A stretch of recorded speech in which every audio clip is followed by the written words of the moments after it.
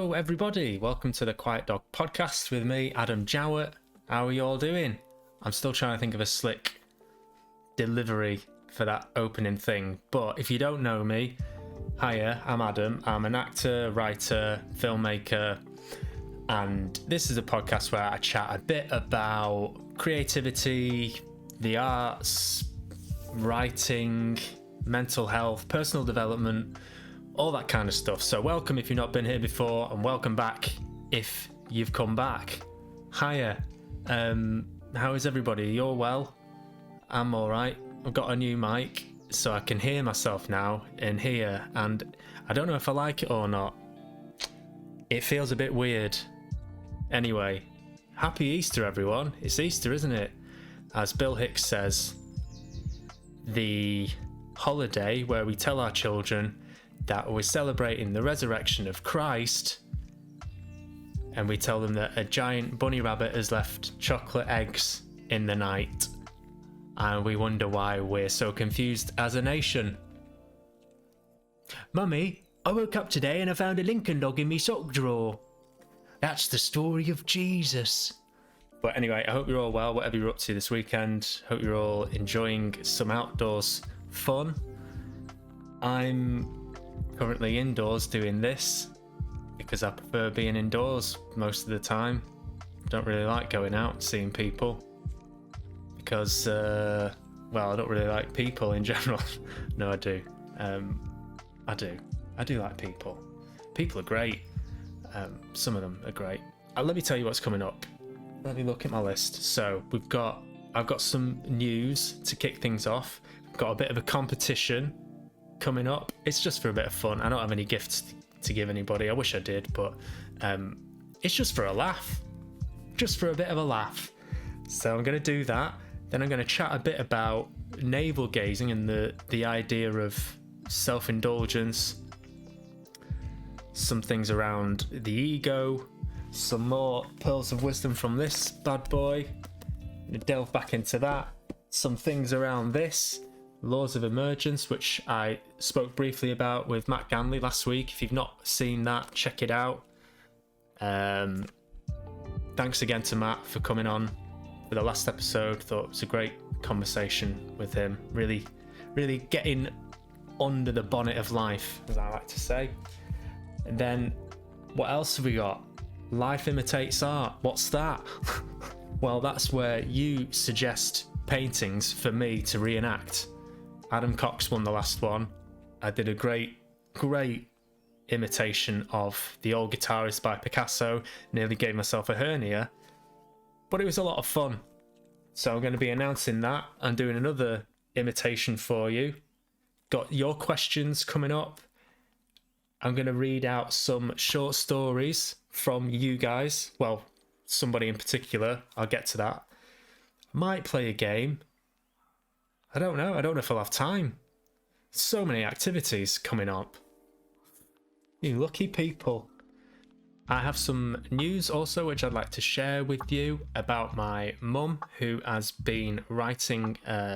She's been writing for a while now, but she's been working on a couple of novels the past 2 years, more so throughout lockdown.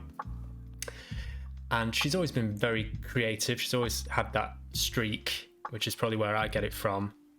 But she really decided to go for it a couple of years ago. She had an idea and she'd been whittling it down.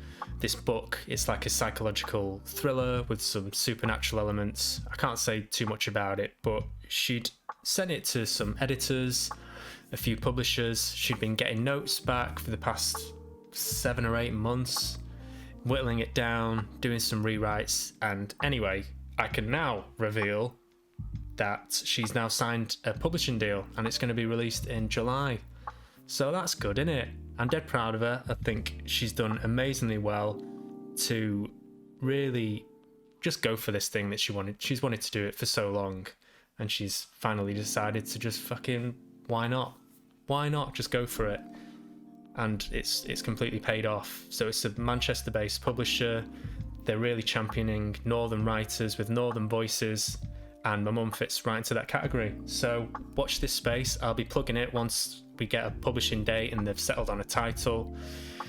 But I just wanted to say, yeah, That's good. Shout out to mums out there, man. Big shout out. Well done, mum. Also, here's my good friend Maxroll with a bit of a teaser for you all. Guess the lyrics of this song, and Max Gandalf will reveal what the song is at the end of the podcast. Here he is. Take it away, Max.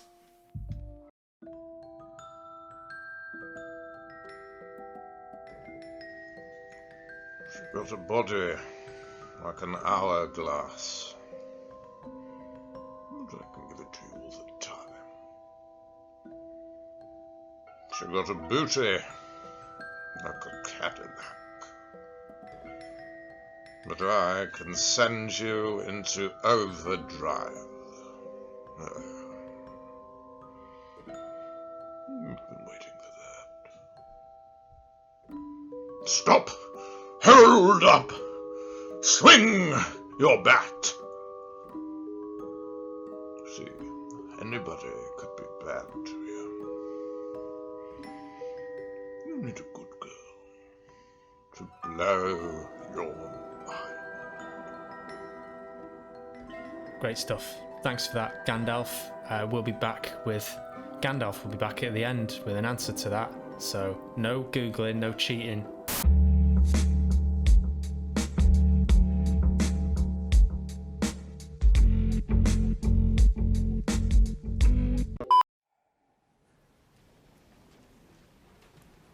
Yes. Sir, what if a writer is attempting to create a story where nothing much happens, where people don't change, they don't have any epiphanies, they struggle and are frustrated and nothing is resolved? More a reflection of the real world. The real world? Yes, sir. The real fucking world. First of all, you write a screenplay without conflict or crisis, you'll bore your audience to tears. Secondly, nothing happens in the world? Are you out of your fucking mind? People are murdered every day. There's genocide, war, corruption. Every fucking day, somewhere in the world, somebody sacrifices his life to save somebody else. Every fucking day, someone somewhere takes a conscious decision to destroy someone else. People find love, people lose it. For Christ's sake, a child watches a mother beaten to death on the steps of a church. Someone goes hungry. Somebody else betrays his best friend for a woman. If you can't find that stuff in life, then you, my friend, don't know crap about life. And why the fuck are you wasting my 2 precious hours with your movie? I don't have any use for it. I don't have any bloody use for it. Okay, thanks. I wanted to chat to you about this term navel-gazing, and somebody mentioned it, a friend of mine, Mr. Adam Davis, who has his own theatre company, Anamiki Theatre, and he put this blog post up about navel-gazing and how their company looks towards myths, which are essentially outside of themselves. And I'll just read a bit of what the original blog post was, which sparked this whole debate, which is kind of been put to bed now, but it's been ongoing for the past week or so. We've been going back and forth and kicking these ideas around about what does it mean to be self-indulgent, and is it inherent within all art? So this is what he says. Personally, I gravitate toward myth to escape my own negative tendencies. It affords me an escape from life as I know it and see it daily through the lens of those tendencies. I speak of the habit of navel-gazing and falling into the trappings of my own ego.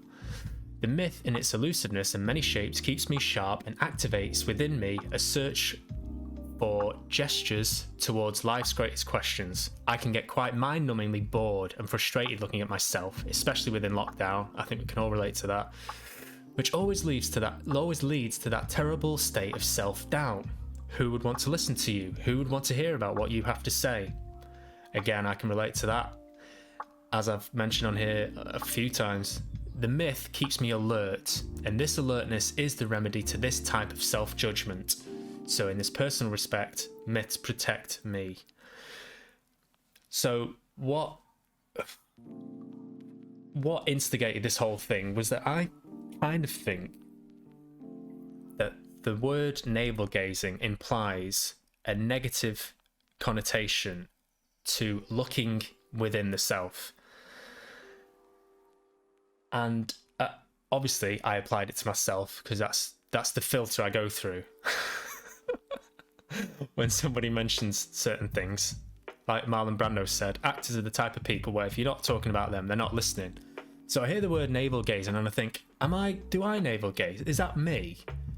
Am I self-indulgent because I'm doing this, this and this, that I'm doing this? Let's face it, this to a point is pretty self-indulgent. I'm expecting people to watch me playing games, so I do try and keep it inclusive. But then I start to think about, is navel-gazing inherent in the creative process anyway? Doesn't anybody go through that? So writers in general are known for being very neurotic, narcissistic, wrapped up in themselves, full of self-doubt and self-loathing. There's all kinds of stories of depression and mental health problems with artists in general. That's nothing new. So it becomes hard to escape that, doesn't it? I'm going to spend a while unpicking this, so bear with me, because we talked about a lot. Myths that he's talking about, they're not real, are they? They came from someone's imagination. And I get that he's saying the myths aren't about the writer as a person, are they? A myth is about something, like Icarus flying too close to the sun. It's out there, it's big and it's imaginative, but it does require a lot of introspection. It requires a lot of imagination and a lot of reflection, really, to tap into that creative mind. And then I started to think about, well, what kind of things do I enjoy watching? So the first thing that came to my head was Seinfeld, which is famously a sitcom about nothing. It's a sitcom where nothing happens. The characters are so wrapped up in themselves, navel-gazing, that they make a show about that, the minutiae, still don't know how to say that word, of modern existence.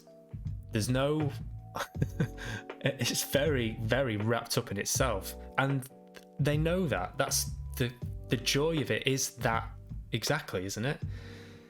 And ironically, it's one of the most popular shows to ever have been made. So that's not a bad thing, is it?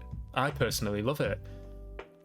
I also think the more personal something is, the more I seem to connect with it. It doesn't really matter if it's aimed at me, but the fact that something has been so painstakingly paid attention to, I gravitate towards that. I think, Jesus, man, this is so neurotic and self-involved that it's almost admirable that they've decided to share this with the world.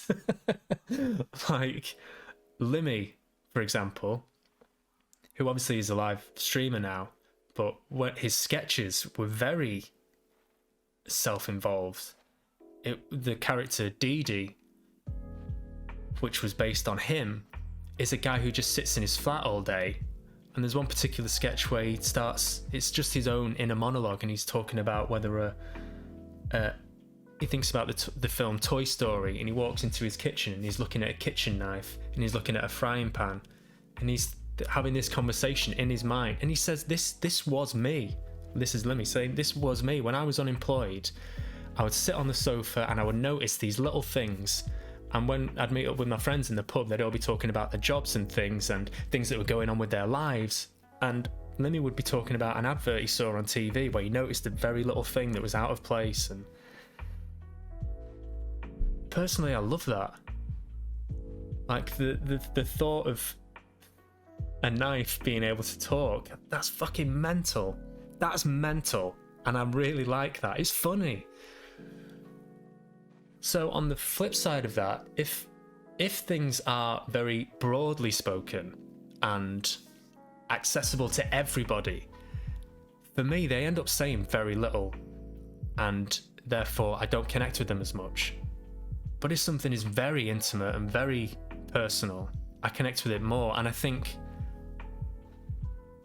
let's think about The Office, the Ricky Gervais series, obviously. that was all based on his personal experience. And there are some elements of that. The more specific you are, the more universal the truth is, I think.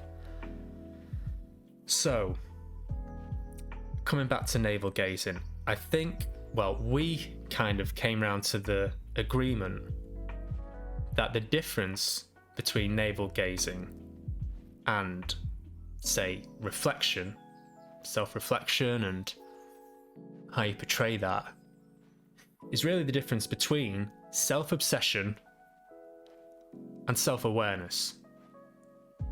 So Seinfeld, very self-aware. It's a comedy. They had a rule with Seinfeld. There was no hugging and there was no learning.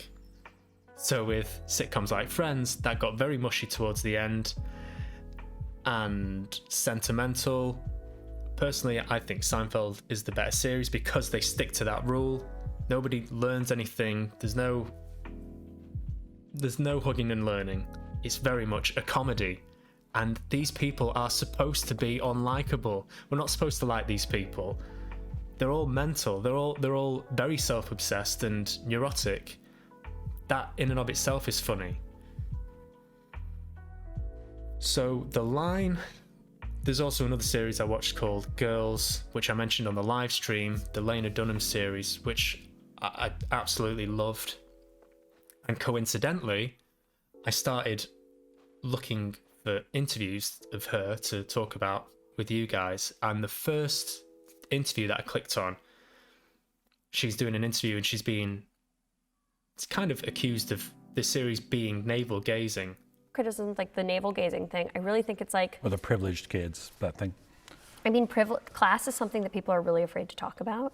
I think what the mistake people made was that they thought we were going, this is what everyone's life is like. And we were going, no, these are girls who don't understand the value of $1.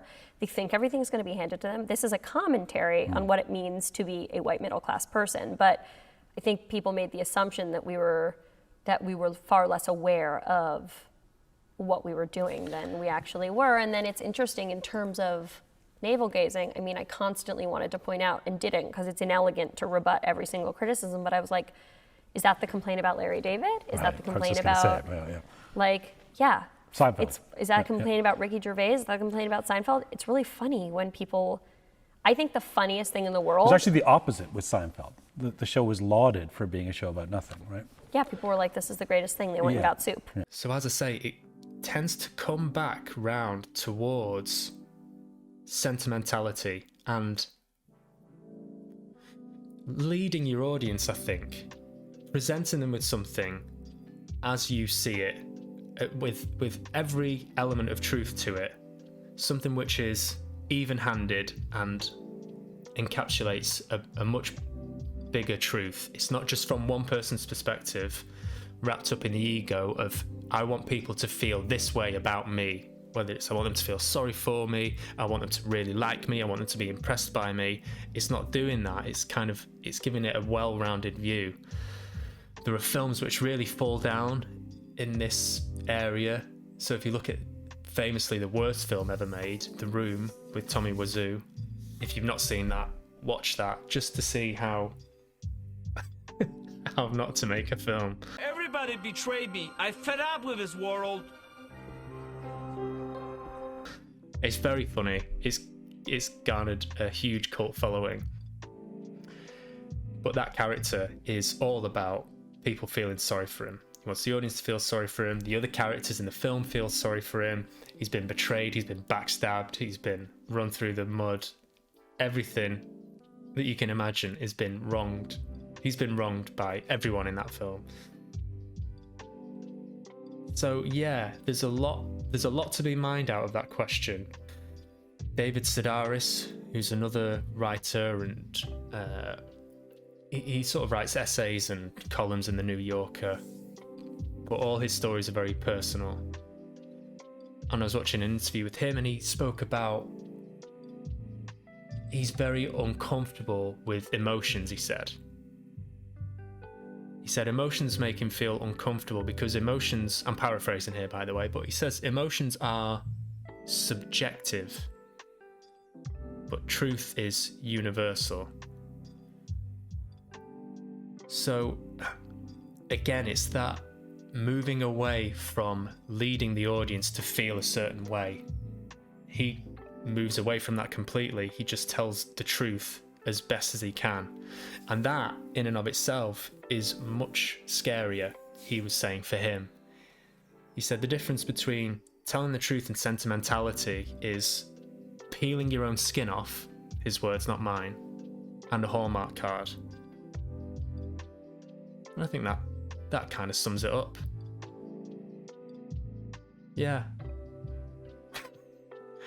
See you next time, everyone. Thanks for tuning in. Hope you're all well.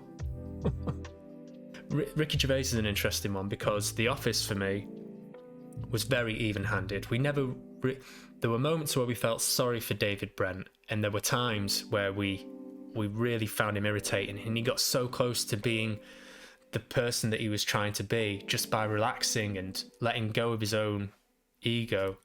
And then he would do something to undo it all. And all the other characters around him supported that and offered counterpoints. So it didn't get bogged down with sentimentality. Afterlife, for me, went completely in the wrong direction. I loved Afterlife. I thought there was some great moments in it. There's some really great cameos by the other actors and comedians that really, really made me laugh. But him as a protagonist, without that counterpoint, Stephen Merchant, Gervais gets very, very gushy and sentimental and into the realm of just complete martyrdom. Again, you're leading the audience to feel a certain way, and from the very opening of Afterlife, you're expected to feel sorry for this character, and it just hits that note over and over again, and it gets boring after a while. Going back to Girls, I'll come off this soon. I don't want to spoil Girls for anybody, but it's one of the best things I've seen for a very long time. And I can see why she was accused in a way of it being very self-involved, but because it is very middle-class white privilege, aren't we all in turmoil emotionally? These problems really matter to us, blah, blah, blah, blah, blah. And she said she tried to address that as the series went on, and she tried to be more culturally inclusive and diversify. But the stories, the things that are universal for me is all the notions around God, unrequited love, sex, ambition, confusion, all that kind of stuff. Betrayal, I probably said that. All those things are universal. And I don't think it treads into sentimentality at all. I think it's very, very well written and put together. And there's a particular scene which demonstrates this really well. I don't want to spoil it. This is in the last series, so skip ahead 30 or so seconds if you're going to watch it. But it's Adam Driver and Lena Dunham, and they've split up. Lena Dunham gets pregnant. They meet up again. Adam Driver has had an affair with her friend. He comes back and says, I want to be with you again, and I want to raise this baby with you. And there's a scene where they're sat in a cafe together, and they've had this amazing day of being a couple again, and it's they're riding that wave of euphoria, and they're sat opposite each other, and Lena Dunham just starts crying. Oh God, it's making me go now. And there's nothing that's said, but you know that she knows it's over, that there's no going back, and he doesn't address it. He doesn't say a word. He just he changes the subject. He says, what are you doing for the rest of the day? And it's so fucking laden with pathos and reality. They don't have to say anything, but they both know it's over. And that for me is what great art does. It doesn't try and project too hard what it's trying to say. It just is. It just comes from a place of authenticity. And that's what I think Lena Dunham does really well, and Ricky Gervais did really well with The Office and Seinfeld, is that they didn't try and involve everything under the sun. They came from a place of, this is really what happened. This is what I think about. And Limmy as well. These are the things I think about on a day-to-day basis. These are the things I feel. and I'm going to put them out there. That's it. It's as simple as that. If you start getting in your own way and interfering with it, or the ego becomes involved, that's when things start to fall apart. Interesting. I thought it was anyway. I don't know if you guys did, but let me know your thoughts.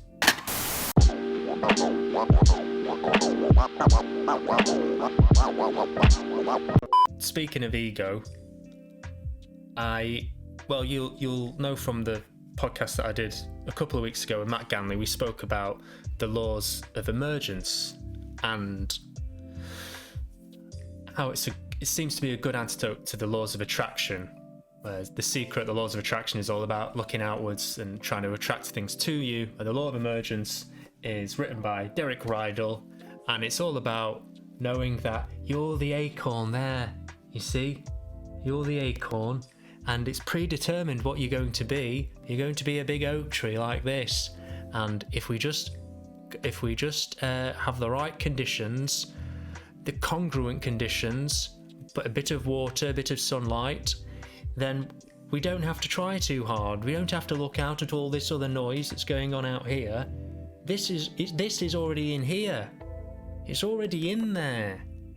We just have to let nature run its course, man. I don't know why I'm talking like I'm in a Shane Meadows film, but it feels congruent to the conditions I'm cultivating. So I'm going to stop talking like this now. So I've been looking at this book, right? I'm not that far through it really, but it doesn't completely fuck off the idea of the laws of attraction. There's a lot of stuff about visualizing. So sitting down and really tapping into your subconscious, like when you ask yourself, what do you want? There might be some people watching this that go, I don't really care what I want. I'm quite happy. Fine.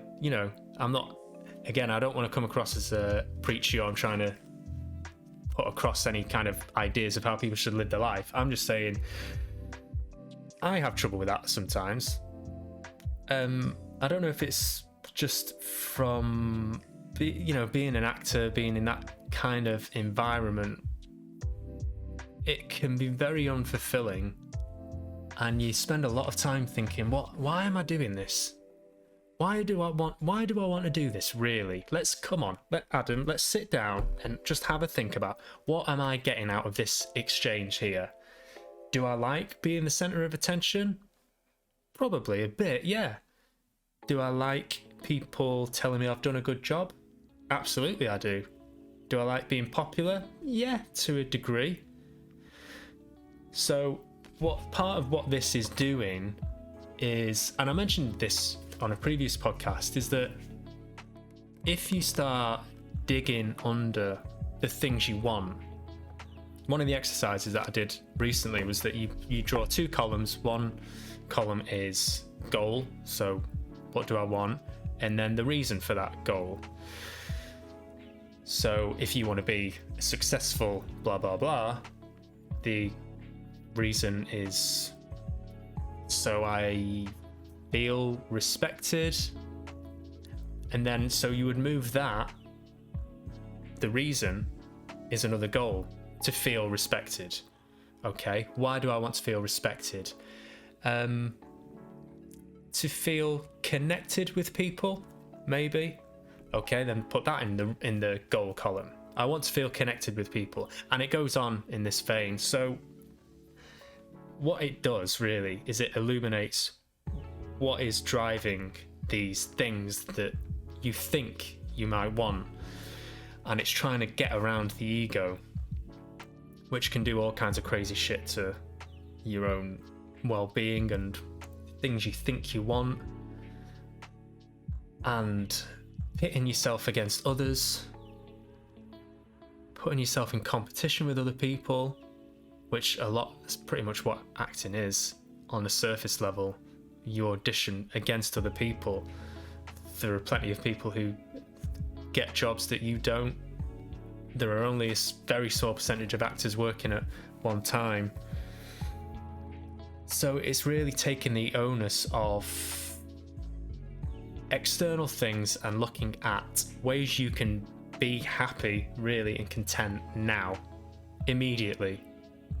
So the more you chip away at these things, like I want to feel respected or connected, inspired, all these kind of things, you have the capacity to do that now. You don't need any validation from other people. Nobody owes you anything. Nobody's obligated to give you anything, and you shouldn't be putting an obligation on anyone else to make you happy, regardless of creativity, all this kind of shit that I'm talking about. An obligation on somebody else to make you happy is an equation for misery, really. So I don't know if that helps, but I would recommend it if you're into that. You know, I know a few people watching this are into the sort of this kind of stuff. I'd recommend giving it a read. On the notion of obligation, I wanted to read you a quick passage from this, which talks about that very thing. And I mentioned this on the Actors podcast that I did many moons ago with Mr. Adam Davis. If you're watching, hello. And it's all about what I've just been saying there, artistic obligation. So when an artist puts obligation on an audience. So, artistic obligation. The productive artist refuses to incur an artistic obligation.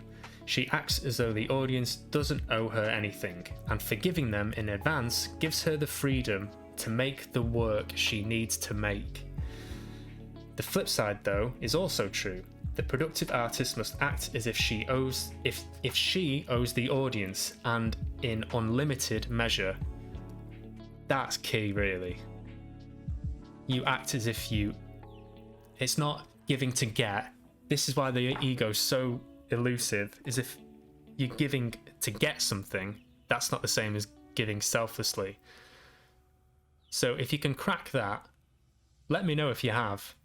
If you've cracked the back of the old ego, if you've managed to eradicate it from your consciousness, let me know how you did it without mind-bending drugs or magic mushrooms or an ayahuasca retreat. If you managed to kill off the old ego without any of that, do let me know. The rest of us can scrabble around at self-help books and exchange ideas via the internet, and maybe just put it at bay for a few moments a day.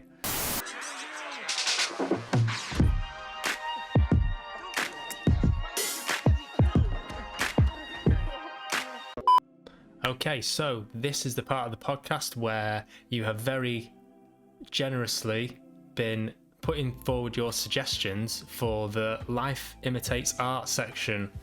Those of you that saw the episode where I forget which episode it was now, episode 3 maybe, where I enacted a painting suggested by Adam Cox. I've had some more suggestions in, and I can now reveal that the winner/winners of this week's podcast Life Imitates Art suggestion is Sally Hamilton and Erin Shanahan.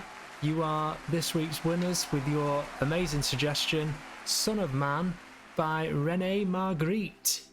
And this is my imitation of it. You're very welcome to it. The apple is, I'm happy to say, real, and I will be eating it.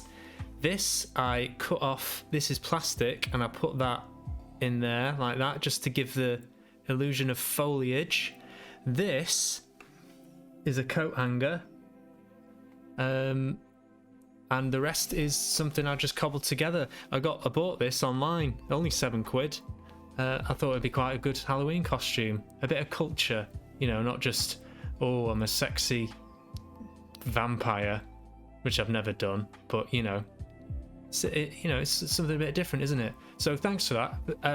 Weirdly, you both suggested exactly the same thing, and I thought, well, that's a sign, isn't it? Admittedly, I'm not sure how much further we can take this segment. Has anyone got any other suggestions? Let me know, because I'll do them if they're possible, and for a reasonable budget, I will do my best to imitate these pictures, because that's great, isn't it? I'd recognise this one. I've seen it before, but I didn't know much about it, so I'll just give you a bit more information on it if I can read through the apple. So, The Son of Man is a Belgian surrealist painting. It was painted in 1964 by René Magritte. The painting was originally intended to be a self-portrait. The painting conveys a man in an overcoat, wearing a bowler hat and standing in front of a short wall. I've not got a short wall, I've got a chair though. Behind this short wall are a cloudy sky and sea. You cannot see the face of the man, since it is largely obscured by a floating green apple. However, you can see the eyes of the man. I think I've got the perspective right here as well. Look, you can see my eye. Yes, you can see the eyes of the man peeking over the edge of the apple. If you are keen enough when looking at the painting, you will notice that the left arm seems to be bending backwards at the elbow. Now, I didn't notice that, but you can see it on the left arm. It does look a bit, so I'll just fucking try and break my... I'll just try and... Yeah, I've done that. I've done that now. That's weird, isn't it? Bending backwards at the elbow. I don't know what that signifies. Interesting fact, his mother's suicide played a pivotal role in his early work. His relatively uneventful early childhood took a turn for the tragic when his mother, who had long struggled with her mental health, committed suicide by drowning herself in a nearby river. As the story goes, the then 14-year-old Marguerite was present when she was pulled out of the water, at which point her dress floated up to cover her face. This poignant symbolism was to recur in the artist's work for many times in the years that followed. Interesting. Marguerite said that the painting shows us about humanity.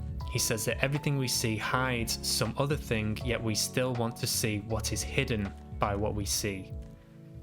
There is always some sort of interest in what is hidden and what is visible, and what the visible does not show us.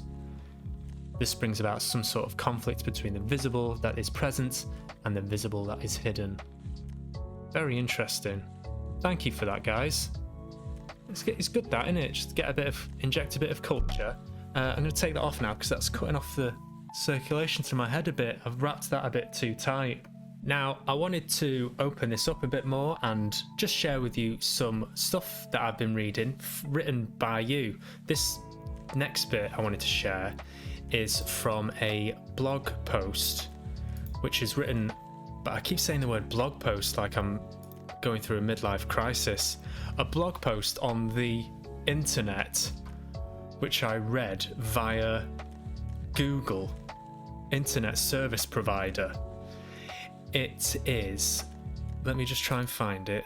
Some of them are poems, some of them are very short stories, some of them just seem like they're thoughts, but I've been reading a few of them and I just wanted to share them with you and give him a shout out. The blog is called Channel Static and I'll leave a link below, so check out the rest of his stuff. So this is a reading from Channel Static, Words Beneath the Fuzz, and just a quick footnote from the author here. He says, everything I've put on my blog this year has been edits from a 2016 folder I unearthed on my hard drive, a time when I was in a very bad place. It's been nice to dust them off, give them a little tweak, and release them into the wild. So the first story I'm going to read you is called Bleeding Money. Here we go. A kid runs up to me in the street, and I think nothing of it. Kids are running all the time, and mostly you just have to dodge them so you don't look like a real jerk when their mum comes on running and they're lying on the floor in tears. But this kid, no. He follows my dodge, then hits me. He hits me with a knife, plunged deep into my leg. I cry out in surprise, in pain, and look down to see the blood dripping down on his grinning face. But it isn't blood that I see, but money. Notes of money falling out of my leg. He grabs a bundle and runs off. I hold my hand over the wound to stop the money flow and pass out. The doctor tells me I was lucky to lose only a few £100 and that I could have lost everything if they didn't get there in time. I was a little perplexed, but thanked him all the same. I was just glad to be alive. And a few days later, I was allowed to leave and carry on leading my life. The problem is, people seem to have caught wind of my money drip. It must have been covered in the papers. and people would try and find me, then stab me. I had so many holes in my body by the end of the month that I looked like a horror villain. And the worst thing of all, this money wasn't some random money I was gifted with. It was coming out of my account. I wasn't sure why this was happening. How can you explain such an event?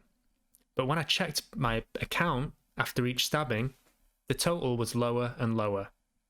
Before long, I was in debt. They wouldn't take the money I'd self-harmed myself to get, so they instead took my home. I was homeless, and getting money through begging wasn't such a great way to make money. In fact, most knew who I was, so they told me to just cut myself. If only they knew. There you go, that was Bleeding Money by Channel Static. As I say, very macabre, dark, imaginative. I really liked it. If you got any of your own short stories, any poems, any bits of writing you want to share, you can email me at quietdogpodcast@hotmail.com or leave a comment below. Get in touch. I'm always up for sharing stuff.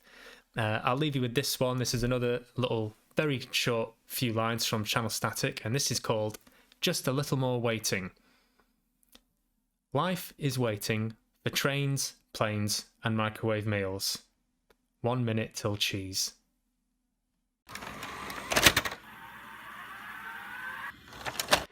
Hi again, guys. Thanks for sending in your questions. I've got one that I'd just like to have my very up-to-date and high-tech computer read out for me. I'm not one of these losers that just clicks on an email and reads it. I have my computer do it for me. So this is some more input from Snowflake Smasher 82, who you remember from a few podcasts ago.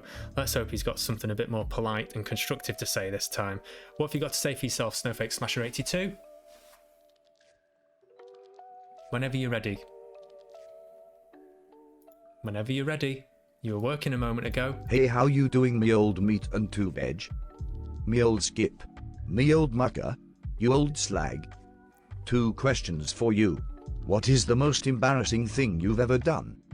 And what is your favorite scene from any film? Keep up the good work and I'll see you on the flippity flop.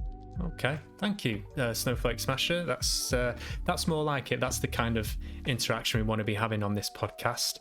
Answer to your first question, what is the most embarrassing thing I've ever done?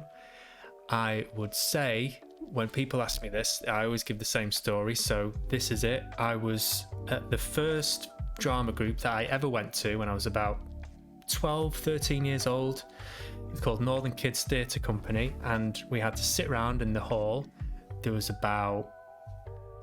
felt like about 30 to 40 kids all sat round, and we had to go around the circle and say our name and an interesting fact about ourselves. And I was the very last person to be asked. So I got more and more nervous as it went around the circle. I was overthinking it. I was trying to think of something good to say, but engaging and funny. And it got halfway around the circle, and this kid called Tim got up and he said, "Hello everyone, my name's Tim, and I'm really Superman."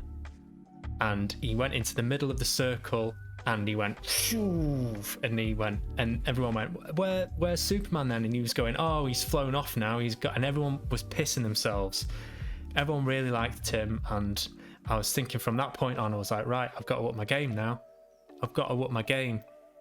He's gone out of left field. Everyone else, up until then, they were sticking to the form.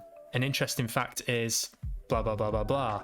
It's all very on one tone, and then he's up the game now. The game has changed for everybody." So it got closer and closer towards me, and I was like, right, I've got it.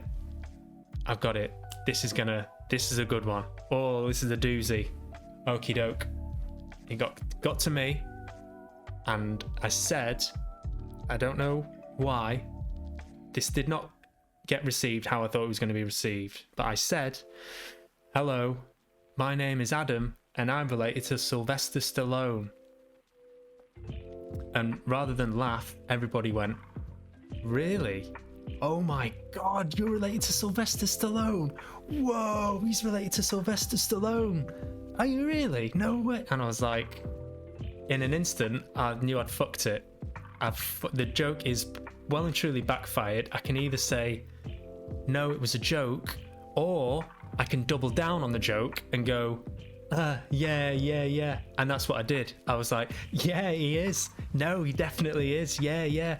And the drama teacher was like, so is it on your mum's side or your dad's side? And I was like, oh, it's on my dad's side, but he's like a distant uncle. I hardly see him. And she was like, so can you get us free tickets to Universal Studios? I was like, yeah, definitely. Trying to like, yeah, it's a joke. I'm joking. But they all completely believed me. And I had to keep that up for a good while until it eventually just faded away. Nobody spoke about it again, because my response would be, oh, so you're the Sylvester Stallone guy? I was like, yeah, just looking like an absolute fucking weirdo. I don't know what they thought of me, but that stayed with me, that one, for a very long time. If anyone's got any similar stories of jokes that have backfired, anything like that, really that's something that backfired very badly. So if you've got a similar experience, leave a comment below and I'll be happy to share your embarrassment with the rest of the world. So yeah, that's that. In answer to your second question, Snowflake Smasher, I thought what would be better than saying a scene from my favourite film, but rather sharing a scene from my favourite film. Now, I have set this up, so we're going to watch this scene, but because of copyright restrictions, I've had to change some of the dubbing slightly, so you'll get the essence of what my scene is, but really it's just very slightly different. So I'm really excited to share it with you. Again, feel free to share yours with me. What are your favourite scenes in films? And I can adjust them for copyright reasons and share them with you. But without further ado, here is my favourite scene of any film ever in the world. And it is, of course, Samuel L. Jackson in Pulp Fiction, the Ezekiel 25:17 speech. Here it is.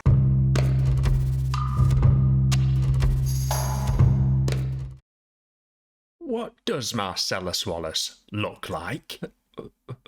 What? Oh, fucking hell. What country are you from? What? What ain't a country I've ever heard of? They speak English in what? What? English, you dickhead. Do you speak it? Yes. Then you know what I'm saying. Yes. Describe what Marcellus Wallace looks like. What? I don't Say what again? Say what one more bloody time. I dare you. I double dare you, dickhead. Say what one more bloody time. He's black. Go on. I don't know. He's bald. Does he look like a bitch? What?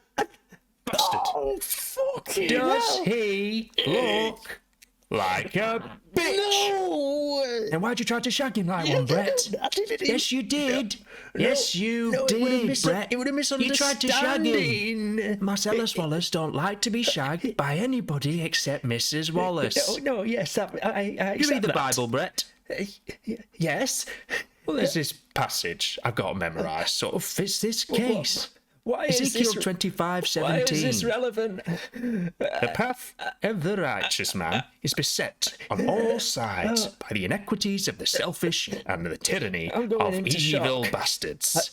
Blessed is he who, in the name of charity and goodwill, shepherds the weak through the valley of darkness. what's happening? For he is truly his brother's why are you going keeper over there, and the Samuel? finder of lost Samuel. kiddies.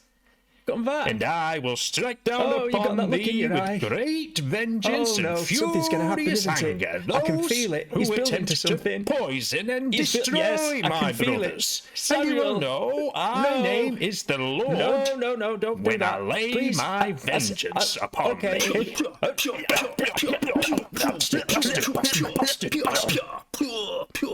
Bastard.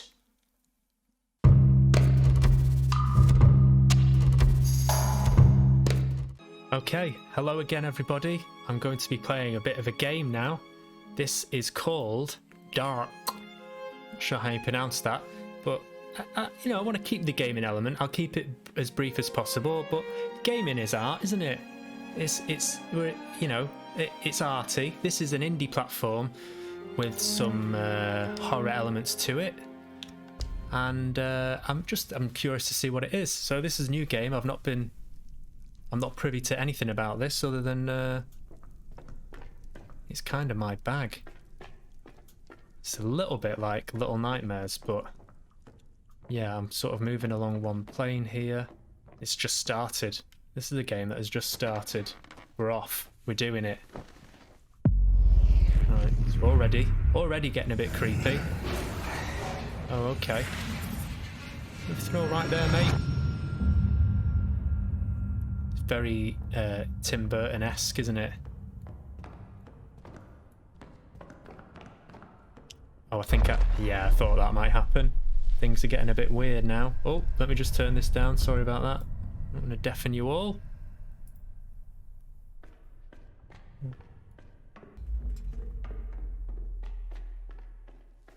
Oh, I like it. What are you? Gear. Metal Gear. So, thinking about nostalgic games that I could play, so I was looking at the original Metal Gear game, sorry. I'm still getting the hang of talking and playing games is not as easy as it looks. So I need another gear for there, do I? Yeah, like the original Resident Evil would be a good one to play, I think. And Metal Gear Solid, what a fucking game that was. But I was thinking, what would they do with the... Do you remember the Psycho Mantis bit where Psycho Mantis was a baddie and they could read your thoughts? So in order to fool Psycho Mantis, you had to unplug the controller and plug it into another port so that it couldn't predict what you were going to do. And I was thinking, how are they going to do that? That's going to... If they remade it, like they've rebooted Final Fantasy VII, which I'm playing at the moment, and it's very, very, very good,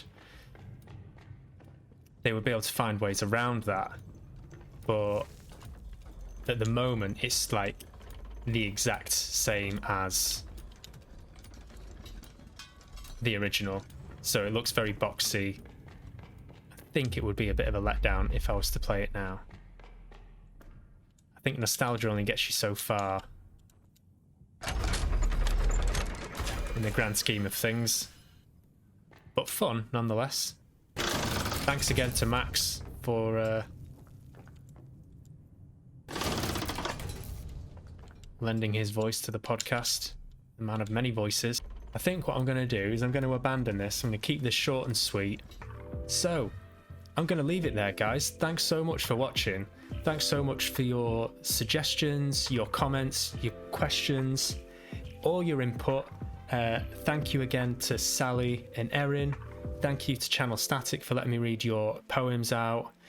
Thank you again to Max Roll for his amazing for summoning the spirit of Ian McKellen, Sir Ian McKellen, and bringing the wonder of Gandalf to this podcast. We're gonna see more of Max. I'm gonna make that a regular feature.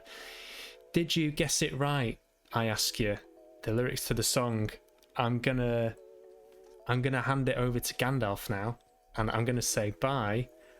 As I say, if you've got any questions or anything you want to share with me, whether that's a piece of writing, something you're working on, something you want to plug, anything you want to reach out to me about, you can leave a comment below.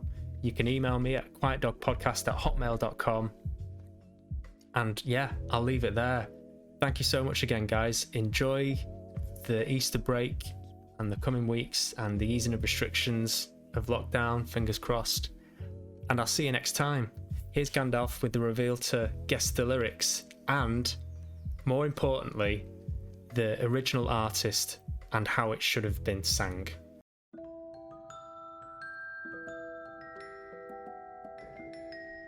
Stop!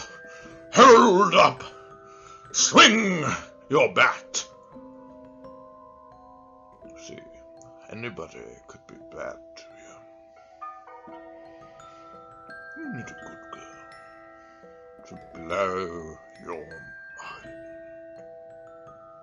That was Jessie J, Ariana Grande, Nicki Minaj, and their cult classic, Bang, Bang. Not one bang, 3 bangs, only the 2. Oh, Syrian.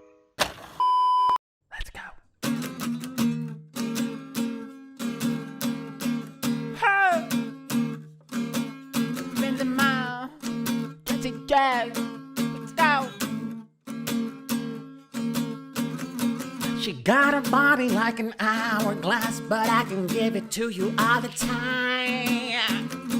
She got a booty like a Cadillac, but I could send you into overdrive. Oh, you've been waiting for that. Stop, hold on, drink your head. See, anybody can be bad to you. You need a good girl to blow your mind.